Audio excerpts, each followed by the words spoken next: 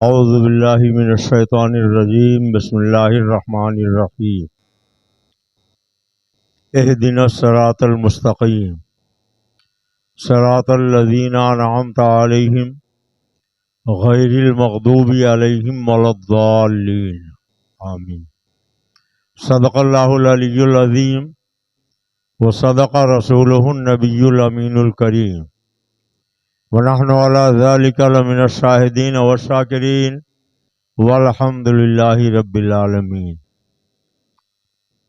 وادی رضا کی کوہ ہمالا رضا کا ہے، جس سمت دیکھیے وہ علاقہ رضا کا ہے۔ مانا عرب نے تجھ کو یگانا، گایا عجم نے تیرا ترانہ، اور مانے ہے تجھ کو سارا زمانہ، حامی سنت اعلی حضرت۔ چیخ پڑے چوٹی کے وہاولے، پھاڑ دیے ہر ایک کے جبڑے، خنجر حق کیا خوب چلایا، حامی سنت اعلی حضرت۔ ڈال دی قلب میں عظمت مصطفیٰ، ڈال دی قلب میں عظمت مصطفیٰ، سیدی اعلی حضرت پہ لاکھوں سلام۔ اپنے اور ساری کائنات کے آقا و مولا، شہریار حرم تاجدار حرم نوبہار صفات، شب اسرا کے دولہا مصطفیٰ جان رحمت جناب محمد الرسول اللہ صلی اللہ علیہ وسلم کی بارگاہ بے کس پناہ میں عقیدت و احترام سے درود و سلام کی نظریں پیش کریں۔ اللہم صلی علی سیدنا و نبینا و مولانا محمد معدن الجود والکرم وعلی آلہ وبارک وسلم صلاۃ و سلام علیک یا رسول اللہ۔ اللہ رب العزت جل مجدہ الکریم نے ہر عاقل بالغ مسلمان پر، چاہے مرد ہو یا عورت، 5 وقت کی نمازیں فرض فرمائیں۔ ہر نماز میں سورہ فاتحہ کا پڑھنا واجب ہے۔ سورہ فاتحہ میں 7 آیتیں ہیں، اگر 7 میں سے کوئی ایک آیت بھی چھوٹ جائے تو نماز مکمل نہیں ہوگی اور سجدہ سہو کرنا پڑے گا، ورنہ ترک واجب لازم آئے گا۔ ہر نمازی، چاہے عرب کا رہنے والا ہو یا عجم کا، شہری ہو یا دیہاتی، پڑھا لکھا ہو یا جاہل، جب اللہ کی عبادت کے لیے کھڑا ہوتا ہے تو تکبیر تحریمہ اور ثنا کے بعد وہ سورہ فاتحہ پڑھتا ہے۔ سورہ فاتحہ کی کچھ آیتیں میں نے تلاوت کی۔ ہمارا آپ کا پروردگار فرماتا ہے، ہم اپنے رب سے روزانہ نماز میں یہ دعا کرتے، اہدنا الصراط المستقیم، اے اللہ ہم کو سیدھے راستے پر چلا۔ صراط الذین انعمت علیہم، ان کے راستے پر چلا جن پر تیرا انعام ہوا۔ غیر المغضوب علیہم ولا الضالین، اور ان کے راستے پر مت چلا جن پر تیرا غضب ہوا۔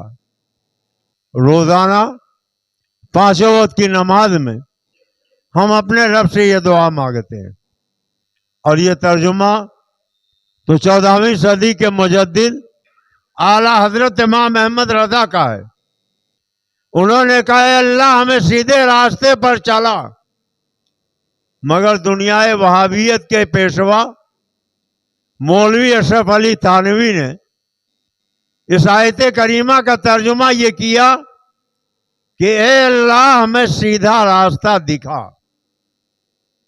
اب آپ اس فرق کو محسوس کریں، دکھا اور چلا یہ 2 الگ الگ چیزیں ہیں۔ ایک جماعت کہہ رہی ہے کہ اے اللہ ہمیں سیدھا راستہ دکھا، اور ایک جماعت کہہ رہی ہے اے اللہ ہمیں سیدھے راستے پر چلا۔ اگر کوئی خطرہ ہو کہ راہ میں کوئی لٹیرا، کوئی ڈاکو، کوئی راہزن مل جائے اور ایسا نہ ہو کہ ہمیں سیدھے راستے سے بہکا دے.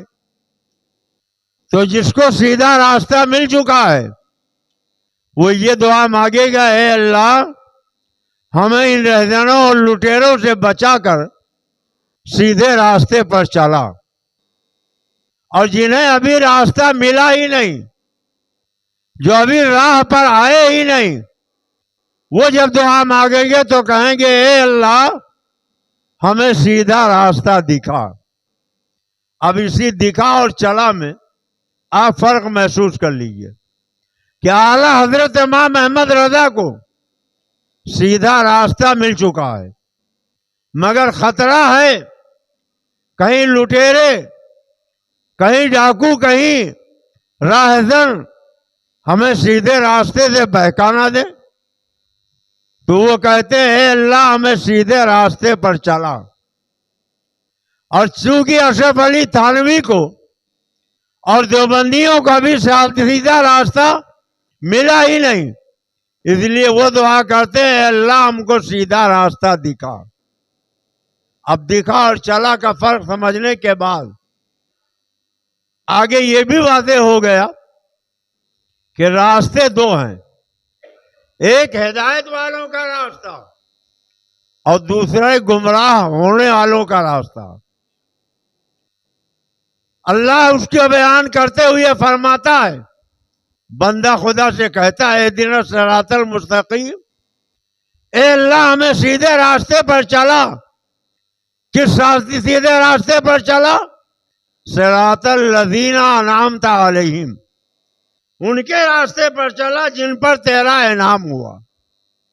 غیر المغضوب علیہم ولا الضالین، اور ان کے راستے پر مت چلا جن پر تیرا غضب ہوا. پتہ چلا دو طرح کے لوگ ہیں، ایک وہ جو انعام یافتہ ہیں اور دوسرے وہ جو گمراہ ہیں. انعام یافتہ کون لوگ ہیں اور گمراہ کون لوگ ہیں؟ یہ جھگڑا آج کا نہیں ہے، رودولی کا نہیں ہے، کسی خانقاہ، کسی درسگاہ، کسی مولوی، کسی ملا، کسی پیر کا نہیں ہے، بلکہ یہ جنت کا جھگڑا ہے. جب اللہ رب العزت نے حضرت آدم کی تخلیق فرمائی اور پتلے آدم جب بن گیا، اللہ نے حضرت آدم علیہ السلام کے پیشانی مبارک میں اپنے محبوب کا نور جلوہ گر کیا.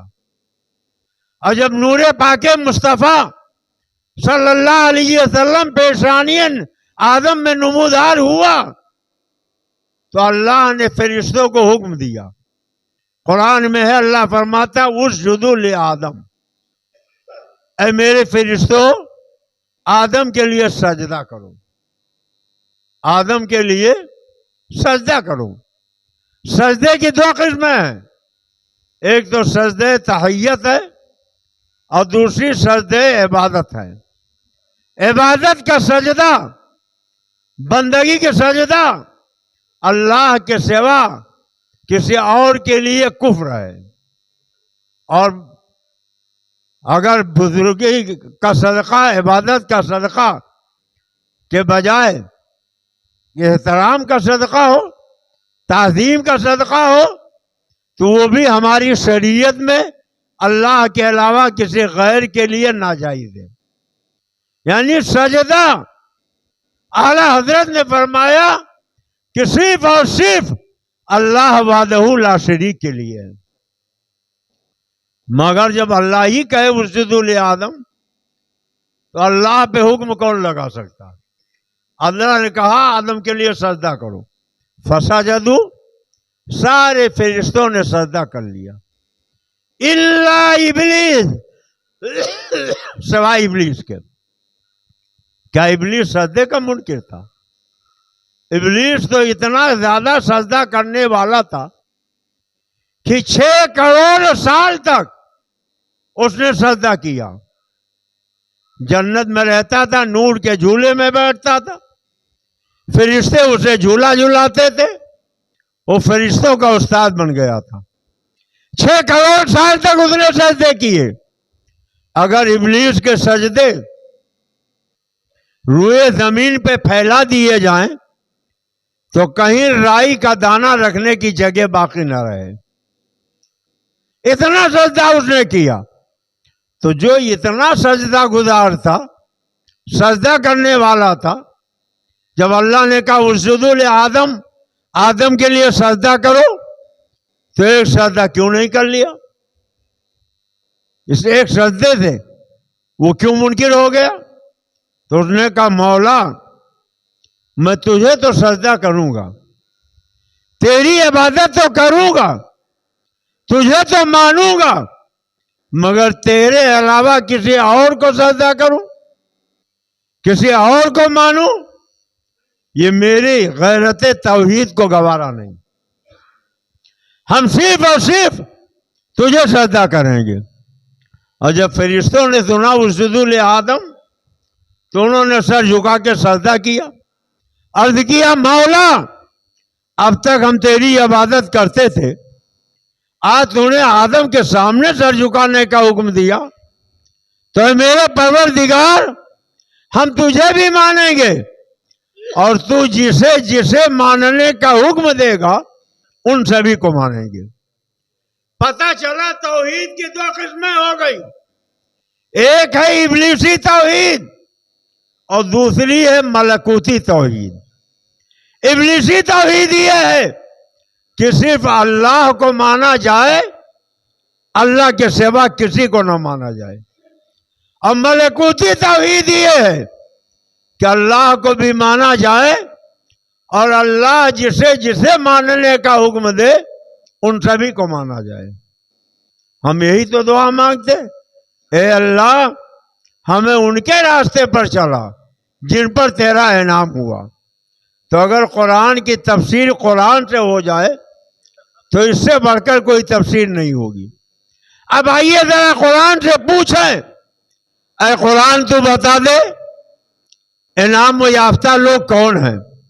تو اللہ قرآن میں فرماتا ہے من النبیین والصدیقین والشہداء والصالحین.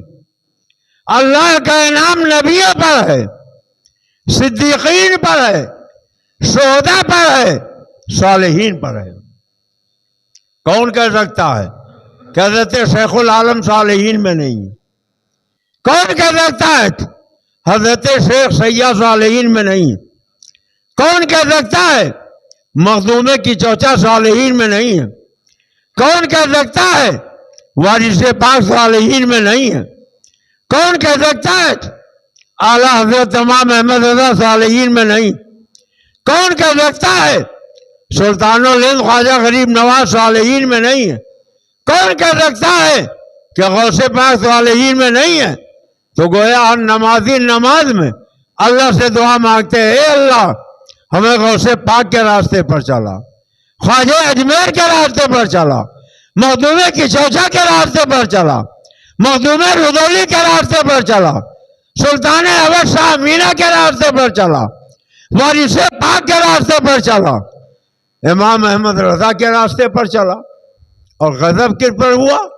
جب فرشتوں نے سجدہ کر لیا، ابلیس نے نہیں سجدہ کیا تو اللہ نے ابلیس کے گلے میں توق لعنت ڈالا، فرمایا اخرج فإنک رجیم، نکل جا تو مردود بارگاہ ہے. تو پتہ چلا فرشتے انعام یافتہ ہیں اور ابلیس بارگاہ ربوبیت کا مردود ہے. تو ہم الحمدللہ ملکوتی توحید کو مانتے، ابلیسی توحید کو نہیں مانتے. جب دنیا کے اندر ابلیسی توحید عام ہوئی، اشرف علی تھانوی نے ایک کتاب لکھی جس میں اس نے لکھا حفظ الایمان میں کہ جیسا رسول اللہ کا علم ہے نقل کفر کفر نہ باشد، ایسا معاذ اللہ شیطان، کتے، سور، انسان، حیوان، بچے، پاگل سب کو علم ہے معاذ اللہ. ایک اور کتاب لکھی گئی براہین قاطعہ، اس میں لکھا گیا شیطان کا علم رسول اللہ سے زیادہ ہے، اور شیطان کے علم کی زیادتی قرآن سے ثابت ہے، اور رسول اللہ کے علم کا زیادہ ہونا قرآن سے کہیں ثابت نہیں. ایک اور کتاب لکھی گئی تحذیر الناس، اس میں لکھا گیا کہ اگر ہمارے نبی کے بعد کوئی نبی آ جائے تو خاتمیت محمدی میں فرق نہیں آئے گا. یہ تو وہابیوں دیوبندیوں کے عقیدے تھے. ایک عقیدہ رافضیوں کا جنہوں نے کہا کہ قرآن کے 40 پارے تھے، 10 پارے حضرت عمر کی بکری کھا گئی جو مولا علی کے شان میں نازل ہوئے تھے، اور خلفائے راشدین نے اسے چھپا لیا. اور مولا کائنات حیدر کرار علی مرتضی کو انہوں نے یہ کہا کہ وہ انبیاء سے بھی افضل ہے، رسولوں سے بھی افضل ہے معاذ اللہ. اور ان کا کلمہ، نماز، یہاں تک کہ ان کا ہر کام تبرے کے ساتھ ہے. نہ کلمہ ان کا بغیر تبرے کے، نہ اذان ان کا تبرے کے بغیر. تو اس قسم کے جو گمراہ عقیدے دنیا میں پھیلے تو اللہ رب العزت کو اپنے بندوں پر ترس آیا، اور بندوں کی رہنمائی اور ہدایت کے لیے آج سے 175 سال پہلے 175 سال پہلے اسی شوال کے مہینے میں، آج 7 تاریخ ہے، 3 دن اور ملائیے یعنی 10 تاریخ کو 175 سال پہلے بریلی کے محلہ جسولی میں اعلیٰ حضرت امام احمد رضا کو اللہ نے پیدا فرمایا. اعلیٰ حضرت کی جب پیدائش ہوئی 4 سال 4 مہینے کی عمر ہوئی، بسم اللہ خوانی ہوئی، اور 8 سال کی عمر میں انہوں نے ہدایت النو جیسی عالم بنانے والی کتاب کا عربی میں حاشیہ لکھ دیا. 10 سال کی عمر میں مسلم الثبوت کا حاشیہ لکھا، اور 13 سال کی عمر میں علوم عقلیہ اور نقلیہ سے فراغت حاصل کر لی. اور ایسا علم اللہ نے انہیں عطا فرمایا کہ 64 سال کی زندگی میں انہوں نے 100 سے زائد علوم و فنون پر 1300 سے زیادہ کتابیں لکھی ہیں. 1300 سے زیادہ کتابیں. کسی علم و فن کا جاننا اور ہے، اس علم و فن پہ کتاب لکھ دینا اور ہے. آپ اردو جانتے ہیں، آپ سے ہم کہیں اردو میں کتاب لکھ دیجئے تو دن میں تارے نظر آنے لگیں گے. آپ ہندی جانتے ہیں، آپ سے کہیں ہندی میں کتاب لکھ دیجئے تو آنکھوں کے سامنے اندھیرا چھا جائے گا. اس لیے کہ کتاب لکھنے کے لیے خالی علم و فن کا جاننا کافی نہیں، اس پہ مکمل مہارت اور عبور حاصل ہونا چاہیے. تو اعلیٰ حضرت امام احمد رضا کو 100 سے زائد علوم و فنون پر مہارت تامہ حاصل تھی، اور انہوں نے 1300 کتابیں لکھی. ان 1300 کتابوں میں ایک کتاب فتاوی رضویہ جس کی 32 جلدیں ہیں، 25,000 صفحات پہ جہازی سائز میں پھیلی. اتنی موٹی کتاب، اتنی جلدیں کہ ایک آدمی اٹھانا چاہے تو اٹھا نہ سکے. اور فتاوی رضویہ کی اہمیت، پہلی جلد کا جو خطبہ اعلیٰ حضرت نے لکھا ہے، آج جیسے جیسے دنیا ترقی کرتی جا رہی ہے اعلیٰ حضرت کے علم کا سورج اور چمکتا جا رہا ہے. دنیا سستر ہے، اتنا علم کہاں سے ان کو آ گیا. یہ فتاوی رضویہ کی پہلی جلد ہے. اعلیٰ حضرت سے پوچھا گیا مائع مطلق اور مائع مقید کی کتنی قسمیں، یعنی وہ پانی جن سے وضو کرنا جائز اور وہ پانی جس سے وضو کرنا ناجائز، اس پانی کی قسمیں آپ بیان کر دیجئے. آپ سے اگر پانی کی قسمیں بیان پوچھی جائیں تو 2 4 10 سے زیادہ نہ بتا پائیں گے. بڑے سے بڑے کسی قابل سے پوچھیے 10 20 25 قسمیں پانی کی بتا دے گا. مگر جب اعلیٰ حضرت نے پانی پہ قلم چلایا تو پانی کو پانی پانی کر دیا. 158 قسمیں پانی کی وہ لکھی جن سے وضو کرنا جائز، 158. اور 148 قسمیں پانی کی وہ لکھی جن سے وضو کرنا ناجائز. یعنی ایک جگہ پر 300 سے زیادہ اعلیٰ حضرت نے پانی کی قسمیں بیان کر دی. اب وہ 300 قسمیں فتاوی رضویہ پڑھیے، ایمان تازہ ہو جائے گا، عقیدہ نکل جائے گا، روح میں توانائی آ جائے گی۔ خالی 3 قسمیں سن لیجئے۔ اعلیٰ حضرت فرماتے ایک پانی وہ ہے جسے آب زمزم کہا جاتا ہے، جو حضرت اسماعیل کی ایڑیوں سے نکلا۔ ایک پانی وہ ہے جسے آب کوثر کہا جاتا ہے، جو جنت سے نہر کی شکل میں جاری ہوا۔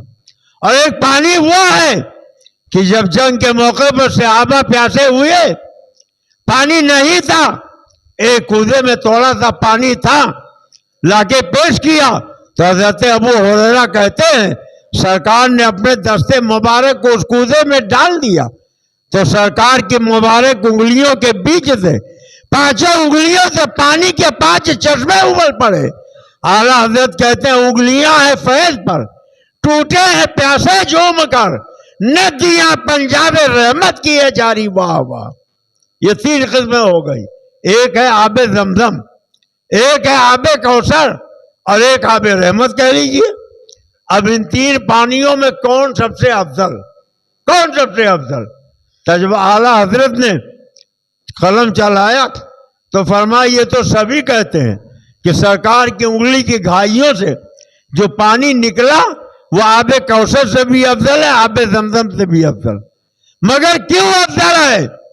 اس کی وجہ اعلیٰ حضرت بتاتے ہیں، فرماتے ہیں آب زمزم زمین سے نکلا، ایک نبی کی ایڑیوں کی ٹھوکر سے نکلا، تو زمین آب زمزم کا منبع۔ آب کوثر جنت سے نکلا تو آب کوثر کا منبع جنت۔ اور یہ آب رحمت جو سرکار کی انگلی کی گھائیوں سے نکلا، یہ سرکار کے وجود سے نکلا، تو وجود مصطفیٰ جنت سے بھی افضل ہے، زمین سے بھی افضل ہے۔ اس لیے جو پانی سرکار کی انگلیوں سے نکلا ہے وہ آب زمزم سے بھی افضل، آب کوثر سے بھی افضل ہے۔ اعلیٰ حضرت سے پوچھا گیا مٹی کی کتنی قسمیں ہیں جن سے تیمم کرنا جائز، اور کتنی قسمیں جن سے تیمم کرنا ناجائز؟ ہمدرد کی دوائیں آپ کھاتے رہتے؟ ہمدرد کے بانی حکیم سعید دہلوی نے جب اعلیٰ حضرت کے فتاوی رضویہ کا مطالعہ کیا اور جب تیمم کا مسئلہ وہ پڑھنے لگے تو انہوں نے کہا علم طب میں نے بہت مہارت سے حاصل کی، پورے ملک میں ہم سے بڑا کوئی حکیم شاید نہیں ہوگا، کسی کی علمی معلومات ہم سے زیادہ نہ ہوگی، مگر مٹی کے 10-5 قسموں سے زیادہ ہمیں قسمیں نہیں معلوم۔ مگر جب اعلیٰ حضرت نے مٹی پہ قلم چلایا کہ کتنی قسم کی مٹی ہے جس سے تیمم کرنا جائز اور کتنی قسم کی مٹی جس سے تیمم کرنا ناجائز، تو 1000 سال میں ہزاروں فقہاء نے مل کر محنت کر کے بتایا کہ مٹی کی 74 قسمیں ہیں جن سے تیمم کرنا جائز ہے، اور مٹی کی 52 قسمیں ہیں جن سے تیمم کرنا ناجائز ہے۔ مگر جب اعلیٰ حضرت نے تیمم کے مسئلے پر قلم چلایا تو مٹی کو 74 کے بجائے 104 کا اضافہ اس میں کر دیا اور 52 میں 78 کا اضافہ کر دیا۔ یعنی 1000 سال میں ہزاروں فقہاء نے جتنا کام کیا تھا، اعلیٰ حضرت نے تنہا اس کو دگنا سے گنا بلکہ کہیں زیادہ پہنچا دیا۔ تحدیث نعمت کے طور پہ خود ہی فرماتے ملک سخن کے شاہی تم کو رضا مسلم، جس سمت آ گئے ہو سکے بیٹھا دیے۔ کون ہے اعلیٰ حضرت؟ کیا ہے اعلیٰ حضرت؟ علی گڑھ مسلم یونیورسٹی کے وائس چانسلر سر ضیاء الدین ریاضی کے مسئلے میں الجھ گئے، پورے ہندوستان کے ریاضی داں سے انہوں نے رابطہ کیا، کوئی حل نہیں کر پایا۔ جرمن جانے کا انہوں نے ارادہ کیا۔ علی گڑھ مسلم یونیورسٹی میں دینیات کے پروفیسر تھے سید سلیمان اشرف بہاری، جو اعلیٰ حضرت کے شاگرد و مرید اور خلیفہ تھے۔ انہوں نے سر ضیاء الدین سے کہا کہ سر آپ جرمن جس مسئلے کو حل کرانے جانا چاہتے ہیں، میرا خیال ہے آپ بریلی چلے جائیں میرے پیر و مرشد اعلیٰ حضرت کے ہاں۔ تو انہوں نے چلتے پہر تک دیکھا کہ جس مسئلے کو بڑے بڑے سائنسداں، جغرافیہ داں اور بڑے بڑے اہل علم نہ حل کر پائے، ایک مسجد کے مصلی پر بیٹھنے والا مولوی اس ریاضی کے مسئلے کو کیا حل کرے گا؟ کہا جانے میں حرج ہی کیا ہے، علی گڑھ سے سیدھی گاڑی بریلی جاتی ہے، چند گھنٹے کا سفر ہے، چلے جائیے۔ کہا اچھا چلیے، آپ کی بات ہے، آپ پروفیسر ہمارے یونیورسٹی کے، چلتے ہیں۔ گئے، عصر کی اذان ہو چکی تھی، اعلیٰ حضرت گھر سے نکلے مسجد کی طرف۔ سید سلیمان اشرف صاحب نے تعارف کرایا، یہ ہمارے علی گڑھ مسلم یونیورسٹی کے وائس چانسلر ہیں، ریاضی کے مسئلے میں الجھ گئے، آپ سے رہنمائی کے لیے آئے۔ تو اعلیٰ حضرت نے فرمایا بیان کیجیے۔ تو سر ضیاء الدین نے کہا حضرت اتنا آسان مسئلہ نہیں کہ راہ چلتے ہوئے حل ہو جائے، ارے آپ بیٹھیے تب تو بتائیں گے، کہا بیان کرنے میں حرج کیا ہے۔ انہوں نے بیان کیا، راہ چل رہے ہیں، ایک مسئلہ بیان کیا، 2 منٹ میں حل کر دیا، دوسرا بیان کیا، پھر حل کر دیا۔ اتنے میں مسجد کی سیڑھی آ گئی، فرمایا یہ دین کا مسئلہ تھا، اب خدا کا گھر آ گیا ہے، اب نماز کے بعد تیسرا مسئلہ بھی آپ کا حل کر دوں گا، اب وہ بھی حل کر دیا۔ اتنا متاثر ہو گئے کہ لندن اور جرمنی کے سائنسداں بھی جس مسئلے کو حل نہیں کر سکتے ہیں، وہ بریلی کی ٹوٹی چٹائی پر بیٹھنے والا ایک مولوی حل کر رہا ہے۔ اب تک میں نے سنا تھا کہ علم لدنی بھی کوئی چیز ہوتی ہے، مگر آج ماتے کی نگاہوں سے دیکھ لیا ہے۔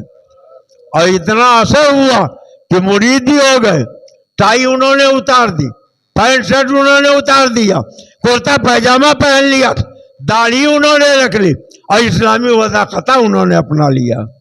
یہ اعلیٰ حضرت امام احمد رضا ہیں۔ تقوی و طہارت کی بات آ جائے تو اب گھنٹوں چاہیے اس کے بیان کے لیے۔ 175 سال پہلے اسی مہینے کی 10 تاریخ کو، یعنی آج سے 3 دن بعد وہ تاریخ آنے والی، اعلیٰ حضرت بریلی میں پیدا ہوئی ہے۔ شرق و غرب شمال و جنوب میں اعلیٰ حضرت کی عظمتوں کا پرچم لہرا رہا ہے۔ عرب کے علماء نے اعلیٰ حضرت کا خطبہ پڑھا، اس لیے سید ایوب صاحب نے کہا مان عرب نے تجھ کو یگانہ، گایا عجم نے تیرا ترانہ، اور مانے تجھ کو سارا زمانہ، حامی سنت اعلیٰ حضرت۔ چیخ پڑے چوٹی کے بابڑے، پھاڑ دیے ہر ایک کے جبڑے، خنجر کیا خوب چلایا، حامی سنت اعلیٰ حضرت۔ کچھ لوگوں کو شکایت ہے کہ اعلیٰ حضرت کا شدت بہت ہے۔ یاد کرو، سیاہ ستہ وہ حدیث کی کتاب ہے جو سب سے معتبر مانی جاتی۔ ایک شخص کا انتقال ہو گیا، لوگ اس کی لاش لے کر سرکار دو عالم صلی اللہ علیہ وسلم کی بارگاہ میں پہنچے، کہا یا رسول اللہ آپ اس کی نماز جنازہ پڑھا دیں۔ وہ سرکار کا کلمہ پڑھتا تھا، سرکار کے پیچھے نماز پڑھتا تھا، وہ غزوات میں جاتا تھا، جہاد کرتا تھا، جنگیں کرتا تھا۔ اللہ کے نبی نے اس کا چہرہ دیکھا تو فرمایا واپس لے جاؤ، میں اس کی نماز جنازہ نہیں پڑھاؤں گا۔ صحابہ نے کہا یا رسول اللہ آج تک آپ نے کسی کی نماز جنازہ پڑھنے سے انکار نہیں کیا، آج اس کا انکار کیوں کر دیا؟ تو فرمایا کہ تم نے نہیں پہچانا، یہ وہی شخص ہے جو کلمہ نماز تو پڑھتا تھا مگر میرے عثمان کو گالیاں دیتا تھا۔ پتہ چلا جو حضرت عثمان ذی النورین کو گالیاں دے، خود اللہ کے رسول نے اس کی نماز جنازہ نہیں پڑھائی، تو جو سیدنا صدیق اکبر کی بارگاہ میں تبرہ بکے، حضرت فاروق اعظم کی بارگاہ میں گستاخی کرے، رسول خدا کے دربار میں بے ادبی کرے، اس کی نماز جنازہ کیسے پڑھ لیتے ہو؟ قرآن میں اللہ فرماتا ہے لا تصلی علی احد منهم مات ابدا ولا تقم علی قبرہ، اگر یہ بے ایمان نبی کے دشمن مر جائیں تو ان کی نماز جنازہ مت پڑھنا، ان کی قبر پہ کھڑے مت ہونا۔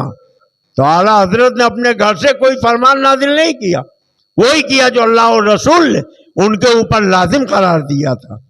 اعلیٰ حضرت کا احسان ہے ہمارے اوپر کہ ہمیں انہوں نے سچا مسلک عطا کیا۔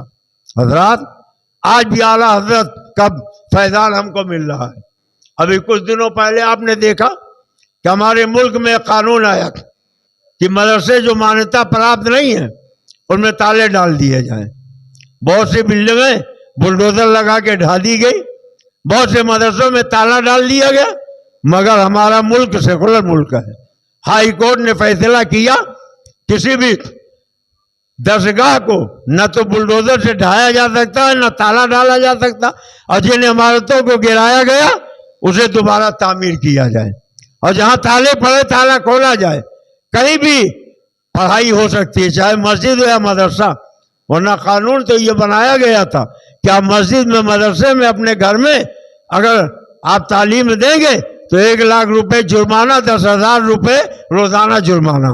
مگر آج ہمارے ملک کے اس اچھے قانون نے فیصلہ کر دیا، اب آپ کہیں بھی مدرسہ قائم کر سکتے ہیں، درسگاہ چلا سکتے ہیں. پھر کہا گیا کہ نہیں، یہ بیٹی جانچ کرے گی. سپریم کورٹ نے کہا کہ زکوٰۃ فطرہ عطیات دے کر لوگ مدرسے چلاتے ہیں، آپ کو کیا پہنچتا ہے کہ آپ ان کی جانچ کریں؟ آپ جانچ بھی نہیں کر سکتے.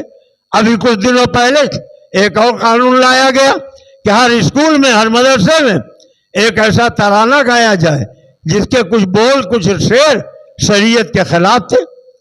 ہماری شریعت نے ان سے روکا تھا. پورے ملک میں ایک کوہرام برپا تھا.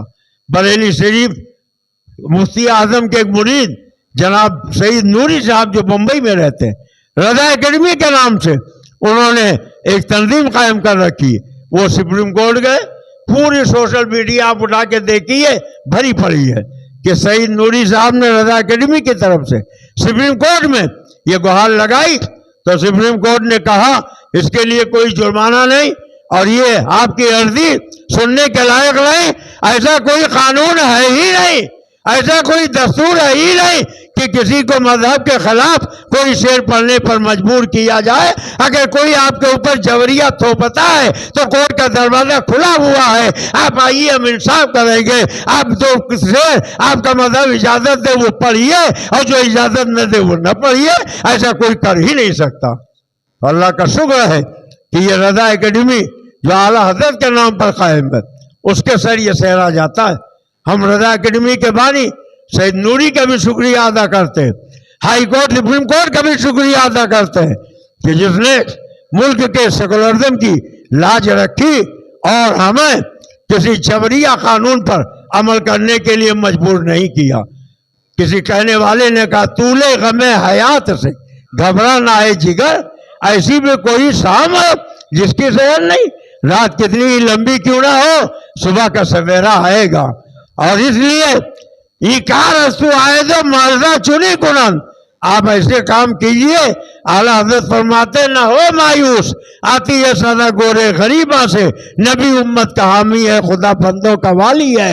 اللہ وعدہ فرماتا ولا تہنوا ولا تحزنوا وانتم الاعلون ان کنتم مؤمنین. سستی نہ کرو، غم نہ کھاؤ، تمہیں غالب رہو گے اگر ایمان رکھتے ہو. اگر ایمان کامل ہے تو غلبہ تمہارے لیے، نصرت تمہارے لیے، کامیابی تمہارے لیے. شرط یہ سے ایمانوں میں مومن کامل بن جاؤ. اعلیٰ حضرت امام احمد رضا کا 175واں سالانہ یوم ولادت 10 شوال کو دوشمبہ کے دن پڑھ رہا. اللہ توفیق دے تو اعلیٰ حضرت کی بارگاہ میں خراج عقیدت پیش کیجیے. جن کا فیضان کل بھی برس رہا تھا، آج بھی برس رہا ہے. اعلیٰ حضرت کی کتابیں آج دنیا میں اس کا ترجمہ ہو رہا ہے، اعلیٰ حضرت پہ ریسرچ ہو رہا ہے، ڈاکٹر لوگ بن رہے ہیں اعلیٰ حضرت کی کتابوں پر تحقیق کر کے، اور آج اعلیٰ حضرت کی عظمتوں کا پرچم پوری دنیا میں لہرا رہا ہے. اللہ تعالی ہمیں مسلک اعلیٰ حضرت پر چلنے کی توفیق عطا فرمائے. کسی نے بڑی اچھی بات کہی تھی کہ اعلیٰ حضرت کے نام پہ تو ٹرینیں چل رہی ہیں اور ان کے مولویوں کے نام پہ کھڑکھڑا بھی نہیں چلتا ہے، ایک ٹیمپو بھی نہیں چلتا ہے. جیسے جیسے دنیا آگے بڑھتی جائے گی حق کا پرچم اور لہراتا جائے گا. آپ پیارے حق میں رہتے ہو. اللہ تعالی حق بولنے، حق سننے، حق پر عمل کرنے کی توفیق عطا فرمائے. السلام علیکم.